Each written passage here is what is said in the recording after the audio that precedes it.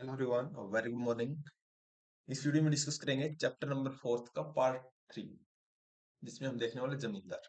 Class 12 की जो theme 2 है उसको हम डिस्कस करें हैं एंड इसमें फोर्थ चैप्टर कंप्लीट हो जाएगा एंड नेक्स्ट वीडियो में हम डिस्कस करेंगे पार्ट 5 के बारे में, सॉरी चैप्टर 5 के बारे में। जमींदार के बारे में हम अगर देखें तो मुगल टाइम पीरियड में our story of agrarian relation in Mughal India will not complete without returning to a class of people in the countryside that lived off agriculture but did not participate directly in process of agricultural production. So हम बोल सकते हैं हमारी जो history है या फिर जब से हमने जितने भी सोर्स इकट्ठे किए हैं कुछ जानने की, तब से ही अपना जो एग्रीकल्चर है उसका मेन रोल रहा है। चाहे नियोलिथिक टाइम पीरियड से बात करो या फिर पहले भी कहीं ना कहीं किसी ना किसी फॉर्म में agriculture was present. And these were zamindars who were landed proprietaries who also enjoyed certain social and economic privilege। जो बड़े जमींदार हैं तो उनको बहुत सारे यहाँ पे प्रिविलेज मिले हुए थे by virtue of their superior status in rural societies, and caste was one of the factors that accounted for the elevated status of zamindar. Another factor was performed certain services। Services को क्या बोल रहे हैं? खिदमत। तो खिदमत and पहले जब हमने वर्ड डिस्कस किए थे तो ऐसे वर्ड से ही आपसे यूपीएससी पूछता है। खिदमत वर्ड याद रखना, खिदमत फॉर सर्विसेज। जमींदार हेल्ड एक्सटेंसिव पर्सनल लैंड, जिसको क्या बोलते थे? मलिकियत। मालिकियत भी बोल सकते हैं, मिल्कियत याद रखना है। पर्सनल लैंड को क्या बोल रहे हैं? मिल्कियत, मीनिंग प्रॉपर्टी। एंड मिल्कियत land were cultivated for the private use of zamindar, often with the help of hired of survive labour. हम बोल सकते हैं लेबर हायर करके। The zamindar could sell bequeath and mortgage these lands at will, and सार उनके according था। जमींदार also derived their power from the fact that they could often collect revenue on behalf of the state, and ये जमींदार state के behalf पे यहाँ पे टैक्स भी कलेक्ट कर सकते थे। A service for these compensated financially and control over military resources में भी, and was another source of power। Most जमींदार had fortresses, जिसको क्या बोला जाता है? किलाज, मतलब जो किले वगैरह का ध्यान रखेगा। As well as armed contingent comprising units of cavalry, artillery, infantry. तो जमींदार के पास मल्टीपल सोर्सेज थे लैंड से भी, एंड उनकी स्टेटस की वजह से उनको बाकी काम भी मिल जाते थे।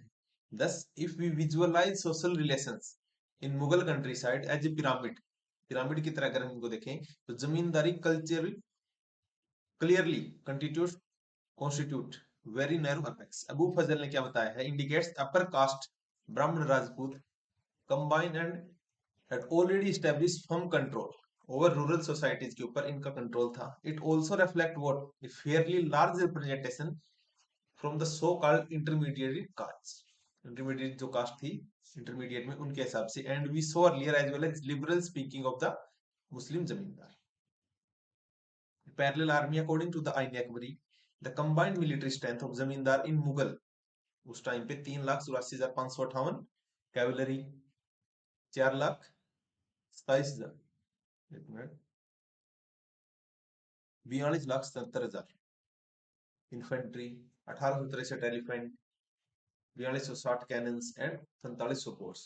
इतना कुछ उनके पास था। Contemporary document gives an impression that conquest may have been the source of origin of some zamindar, कि कंकस्ट करके वो जमीन वगैरह हड़प लेते थे, but exactly we can say the dispossession of weaker people by powerful military chieftain was quite often a way of expanding zamindari.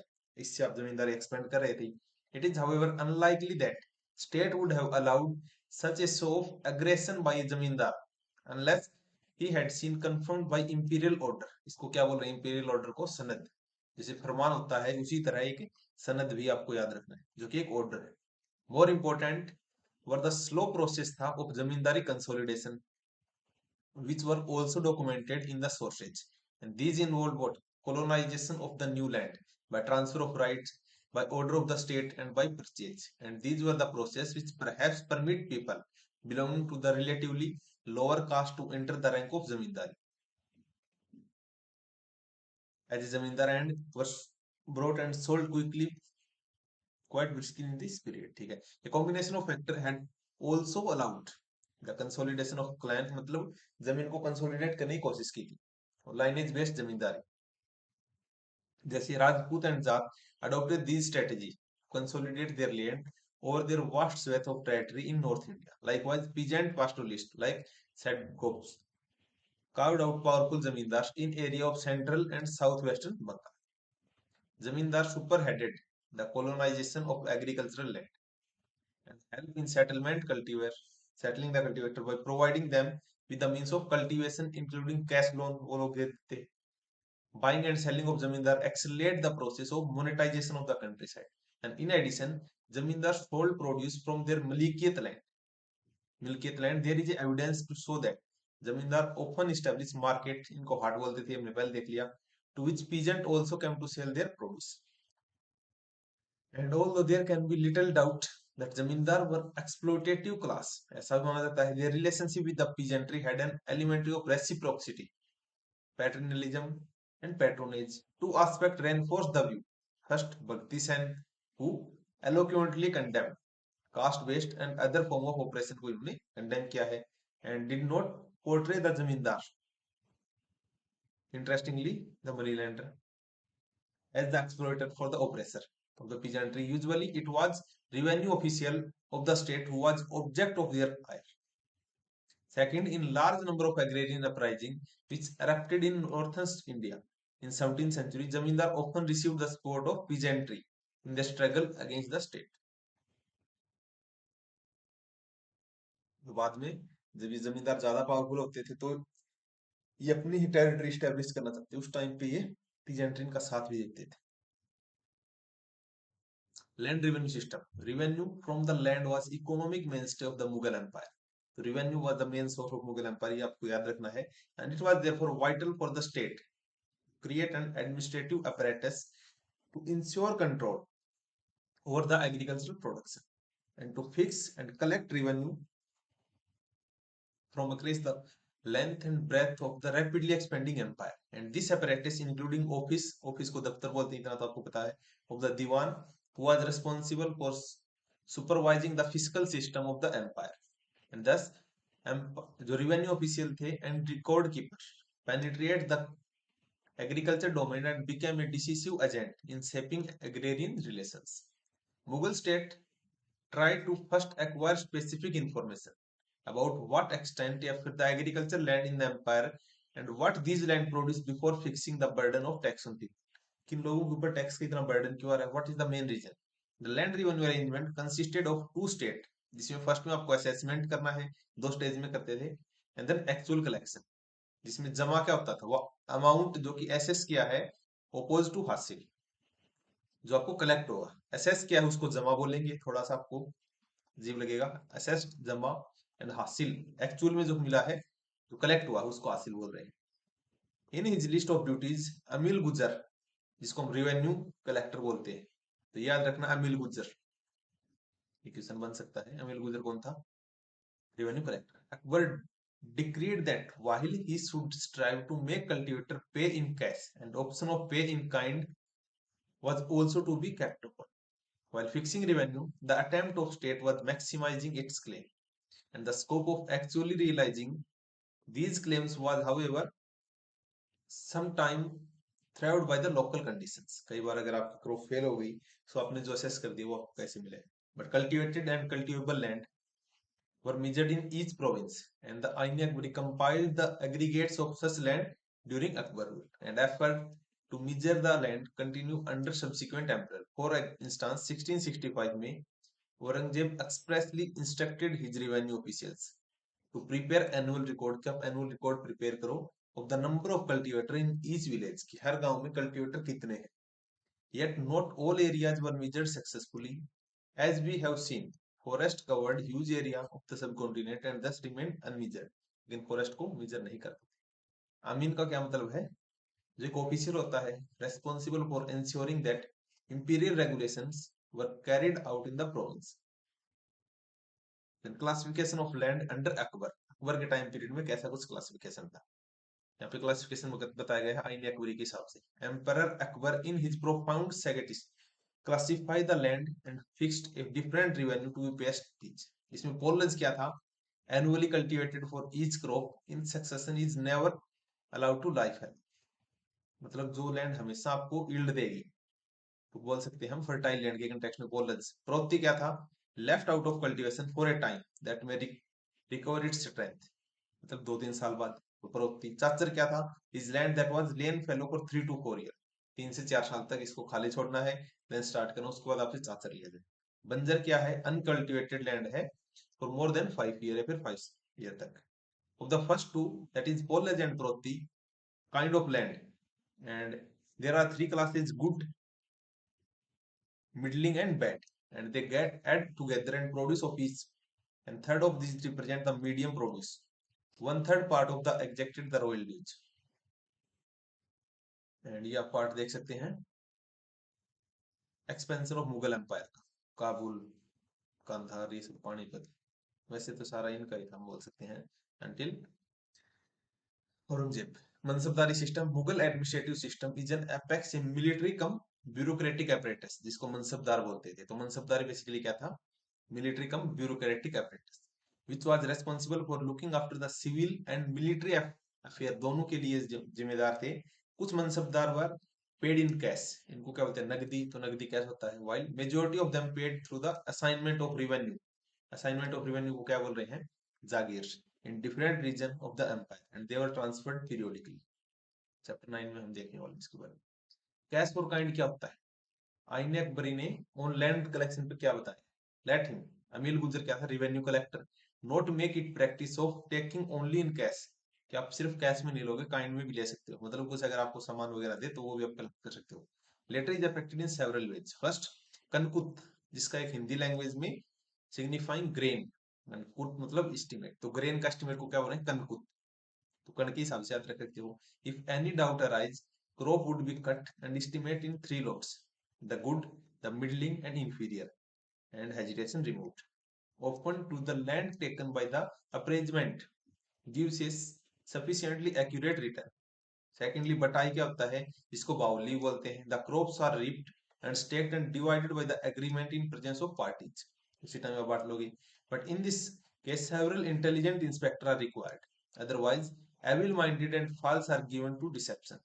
Thirdly, आपका खेत बटाई, जब आपको divide the field after this sown, कि आपने जो खेत में बो दिया उसको 3 हिस्सों में बांट दो, कितना भी बांट सकते हो, बट खेत को ही बांट दिया, किस हिस्से का सारा हमारा, इसका सारा। फोर्थली क्या हो सकता है? लंग बटाई, जहाँ पे cutting the grain, they form in heap and divide in the among themself and each takes in share, common turns in profit. जमा, ये आपका औरंगजेब ने 1665 में उसके ऑफिशियल रिकॉर्ड से मिला है। He should direct the amins of the parganas that they should discover the actual condition of the cultivation। मजोदत, मौजूदत हो सकता है। विलेज बाय विलेज में आप देखोगे पीजेंट वाइज, पीजेंट को क्या बोल रहे हैं? असमीवार। तो बहुत सारे टर्म्स आएंगे मेडिवल इंडिया में, तो आपको सारे के सारे नोट डाउन करने पेज पे, जैसे ब्रैकेट में जितने भी वर्ड आएंगे इसी यूपीएससी क्वेश्चन में आता है। After minute scrutiny, assess the जमा and keeping in the financial interest के हिसाब से, जिसको क्या बोले? किफायत। किफायत क्या है? Interest of the government and the welfare of peasantry, उसके हिसाब से फिर हम हासिल करेंगे। या तो एक सिल्वर रुपया है, इश्यूड बाय अकबर। वैसे तो आपका रुपया के कंटेक्ट में शेरशाह सूरी एंड सूरी डायनेस्टी ज्यादा वो थी। The flow of silver, Mughal empire was among the large territorial empire था एशिया के अंदर, that managed to consolidate power and resources during 16th and 17th century। These empire were the Ming, China, Safavid Iran में, Ottoman तुर्की में, and political stability achieved by all these empire helped to create vibrant network of overland trade to China to the Mediterranean Sea। Voyage of the discovery and opening of the new world resulted in massive expansion of Asia, particularly India में trade with the Europe। so यहाँ से हम बोल सकते हैं influence बढ़ेगा। This resulted in greater geographical diversity of India, overseas trade हो सकते हैं, as well as an expansion in the commodity composition of this trade।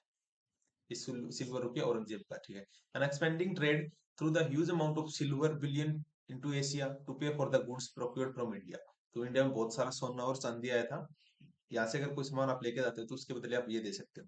And large part of that bullion gravitated toward the India that was good for India and did not have natural resources of silver। As a result, the period between 16th and 17th century में was also marked by remarkable stability थी in availability of metal currency, particularly the silver रुपया। तो रुपया किसका था? Silver का, ये याद रखना है। This facilitated an unprecedented expansion of minting of coin। and circulation of money in the economy, as well as the ability of Mughal state to extract taxes and revenue in the cash. The testimony of an Italian traveler, जिसका क्या नाम था, Giovanni carry, who passed through the India 1690 में, provide a graphic account about the way silver traveled across the globe to reach India, कि India में कैसे चांदी पहुंच रहा था. It also gives the India of the phenomenal amount of cash and commodity transaction in 17th century. ये textile produce का दिखाया गया है, डिमांड ऑफ यूरोपियन मार्केट. तो इंडिया में बहुत सारे ऐसे skills. Then how silver come to India, silver कैसे आया, चलो देखते हैं. गियोवन्नी कैरी ने क्या बताया था मुगल एम्पायर के बारे में. द रीडर में form some ideas of the wealth of this. Mughal empire के बारे में क्या सोचा उसने. He has to observe that all the gold and silver which circulate throughout the world at last center here. उसका सेंटर यहीं पे हम बोल सकते हैं. It well known that much of it comes out of America, कि America से आ रहा था. After running through the several kingdom of Europe, partially in the की में जा रहा था, for several sort of commodities and part into Persia by the way of Smyrna for silk. Now the Turk not being too able abstain from coffee, which was comes from Oman से जो उनकी coffee और Arabia से मिल रही थी, and nor Persia and Arabia and Turk themselves go without the commodities of India. लेकिन ये India से commodity लेके जाते थे. Send vast quantities of money, इसको मनी बोल रहे हैं, MCOCA on Red Sea near Bab el Mandeb to Barossa and bottom of the Persian Gulf. मतलब कैसे ना कैसे इंडिया में अलग अलग जगह से वो उसको देगा, वो उसको देगा. Which afterward send to the ship in Hindustan. Hindustan इसको बताया है. Beside the India, Dutch, English and Portuguese ship that every year carry the commodity of Hindustan to Pegu, Peru वगैरह में, सारी part of Myanmar, Siam, Thailand. मतलब जो पोर्तुगीज थे, यूरोपियंस थे, ये इंडिया में ट्रेड करने के लिए सोना लेके आते थे अपने वहां से. ये सब ठीक है. डच फ्रॉम जापान माइंस, ये सब पोर्तुगीज दैट और which remains there. Ain Akbari of Abu Fazl Almi.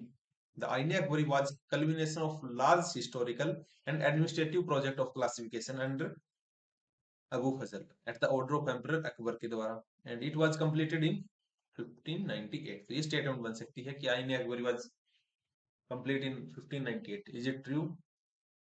Yes. The 42nd regnal year of the empire. जो अकबर का टाइम पीरियड उसने 42nd ईयर था. अकबर ने कब तक कितने साल रूल किया था? 49 year. 49 year he Aurangzeb. After having gone through the 5 revision, the Ain was a part of larger project of history writing commissioned by Akbar, and this history was known as Akbarnama. भी इसको complete बोला जाता था, and Ain Akbari उसी का एक part था, who comprised through sorry 3 books थी उसमें, and the first to provide the historical narrative. We will look at this more closely in chapter 9 में हम देखने वाले हैं. The Ain Akbari third book जो थी was organized a compendium imperial regulation and gazetteer of the empire. तो गैजेटर of the empire Akbar के administration के बारे में ये वॉल्यूम 3 में बताया गया है. The Ain gives detailed account of the organisation of the court की ऑर्गेनाइजेशन के बारे में बताया गया है, एडमिनिस्ट्रेशन, आर्मी के बारे में, sources of revenue, physical layout के बारे में बताया गया है, of the province of Akbar empire, literary, cultural and religious tradition of the people, along with a description of various department of Akbar, उसकी गवर्नमेंट में थे, and elaborate description of various provinces, अलग अलग सूबाज की यहाँ पे डिटेल्स दी है. The Ain gives an intricate quantitative information of these province. Abu Fazl presenting the manuscript of completed Akbarnama, इसको दे रहे हैं. Collecting and compiling this information systematically was important imperial exercise थी. It is informed the emperor about the varied and diverse custom and practices prevailing across the extensive territories. The Ain is therefore a mine of information for us about the Mughal Empire during Akbar's के time पे. It is important, however, to keep in mind that this is a view of region from the center, a view of society from its apex, and the Ain is made up of 5 books. 5 book का वो था, of which first 3 books describe the administration. And first book Manzil Abadi, concern about the imperial household and maintenance, मंजिल के context में याद रखना. Second book में सिपाही आबादी, जिसमें मिलिट्री एंड सिविल एडमिनिस्ट्रेशन के बारे में पता चलेगा. And the book include notice and short biography sketch, जिसमें ऑफिशियल मनसबदार के बारे में बताया गया है, man, poet and artist. Third book में मुल्क आबादी, तो सारे याद रखना है किसी में कौन सी बताई गई है, जिसमें जैसे फर्स्ट में मंजिल आबादी, सेकंड में सिपाही आबादी, थर्ड में मुल्क आबादी is one which deal with the fiscal side of the empire and provides rich quantitative information on revenue rates, followed by account of 12 provinces. And this section has detailed statistical information which include the geographical, topography and economic profile of all subas and their administration and their fiscal division, जिसमें सरकार, परगना और महल, total measured area, asset, revenue और जमा। तो सरकार, परगना, महल, इनकी chronology आपको याद रखनी है। After setting out detail at the suba level, the Ain goes in to give a detail picture of sarkar below the suba. सबसे ऊपर हम बोल सकते हैं सूबा, देन सरकार। It does thus it does in the form of tables which have 8 columns the following information: परगनात Mahal, Qila, fort के बारे में, अराजी और जमीने पेमुदा, निजड़ एरिया के बारे में, नकदी, revenue assessed in cash, then सुयुर्गल, grant of revenue in charity, जमींदारों के बारे में। Column 7 and 8 contain detail of the caste of these zamindar and their troops including the horseman, जिसको सवार बोल रहे हैं, फुट सोल्जर, पियादा, एंड एलिफेंट फिल क्या होता है, एलिफेंट, ये याद रखना है। मुल्क आबादी में क्या होता है, facilitating details and highly complex view of agrarian society in the north India. And fourth and fifth book दफ्तर deal with the religious, literary and cultural tradition. Confuse नहीं होना, आईने अकबरी के 3 पार्ट थे।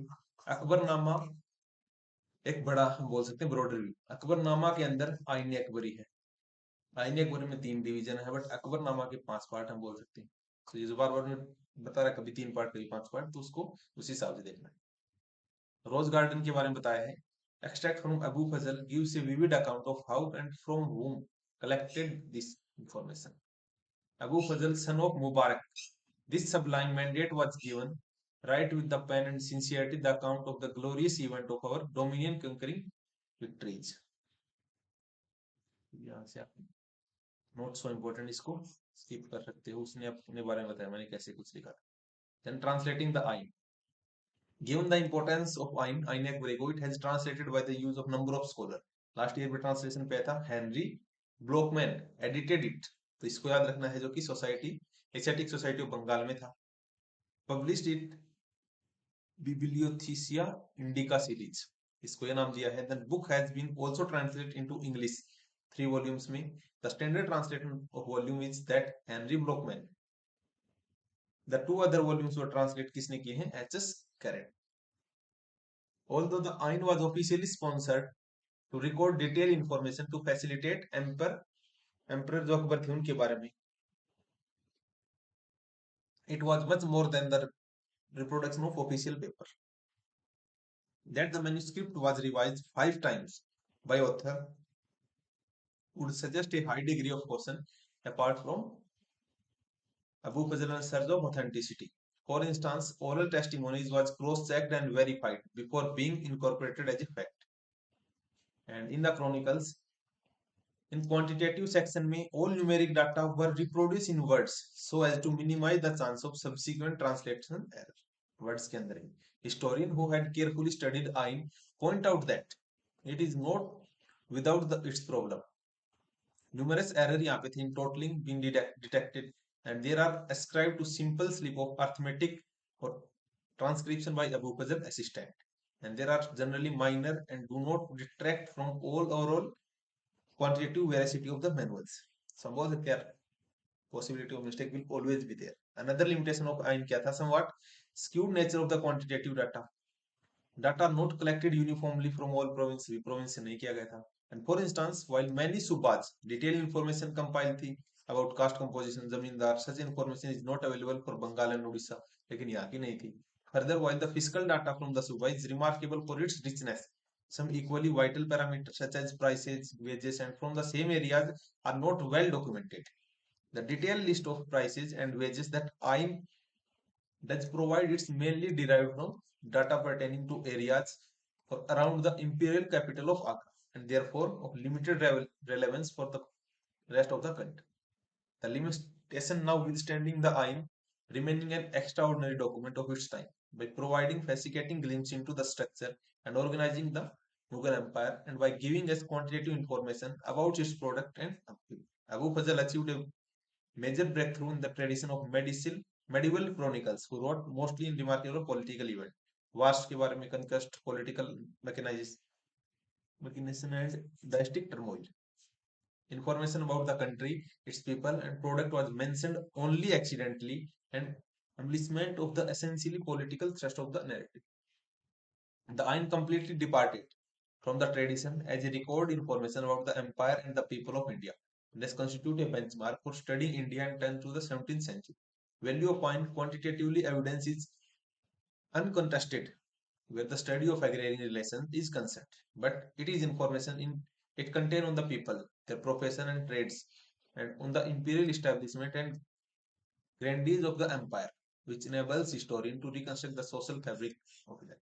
अगर आप पे क्वेश्चन आ सकता है कि आईने अकबरी उसके बारे में डिटेल इन्फॉर्मेशन तो आप क्या दे सकते हैं? सोसाइटी के बारे में उसने बताया था, पॉलिटी के बारे में, सारी जनरल बातें होती है, सोसाइटी के बारे में, ज्योग्राफी के बारे में कैसा कुछ था, एडमिनिस्ट्रेशन के बारे में, वॉर्स के बारे में, देन हम बोल सकते हैं चैरिटी वगैरह, रिलीजन के बारे में, कुछ मल्टीपल फैक्टर है, सारे दो दो लाइन लिखोगे तो क्वेश्चन अटेम्प्ट हो जाए। Landmark in the history of Mughal empire, तो यहाँ से क्वेश्चन देख सकते हो, ज्यादा नहीं आते बट जैसे इंपॉर्टेंट है आपका पानीपत का युद्ध, देन मराठा के टाइम पीरियड में सब। 1526 में बाबर ने डिफीट किया था इब्राहिम लोदी को, दिल्ली सल्तनत को, पानीपत के युद्ध में, एंड फर्स्ट मुगल एम्पर यहाँ पे बन गए थे, एंड मुगल डायनेस्टी यहाँ से शुरू हो गई 1530 से 40 तक। फर्स्ट पेज चला था यहाँ पे हुमायूं का, एंड 1530 में बाबर की डेथ हुई थी। 1540 से 55 में शेरशाह सूरी आ गया था जिसने हुमायूं को हराया था। 55 से 56 हुमायूं ने दोबारा अपनी टेरिटरी ले ली। 56 से 605 तक अकबर का टाइम पीरियड रहेगा। फिर 1605 से 27 तक जहांगीर, 1628 से 58 शाहजहां, 1658 से 1707 औरंगजेब, एंड इसके बाद तो रैपिड डिक्लाइन हुआ था territory as well as power का। 1739 में नादिर शाह ने इन्वाइट किया था दिल्ली को, एंड मोहम्मद शाह रंगीला यहाँ पे एम्परर था उस time. 1761 Ahmad Shah Abdali defeat Maratha in third battle of Panipat. 1765 diwani rights of Bengal transfer to East India Company, Bengal, Bihar and Odisha तीनों के मिल गए थे। 18 यहाँ पे क्या था कि इनको टैक्स कलेक्ट कर सकते हैं। 1857 में लास्ट कौन थे? बहादुर शाह सेकंड, इनको बहादुर शाह जफरी बोलते हैं, इनको रंगून भेज दिया था। तो that's it in this chapter. इसमें आप कर सकते हो क्वेश्चंस लाइक ये 6 number question is very important, बहुत इंटरेस्टिंग क्वेश्चन यूपीएससी लेवल का। To what extent do you think was a factor in influencing social and economic relation in agrarian society? तो जितना आपको याद आए you can write in 150 word. So that's it, मिलते हैं next chapter में, chapter number 5, and that will be our last chapter of theme 2, then we will start theme 3। So thank you, have a nice day.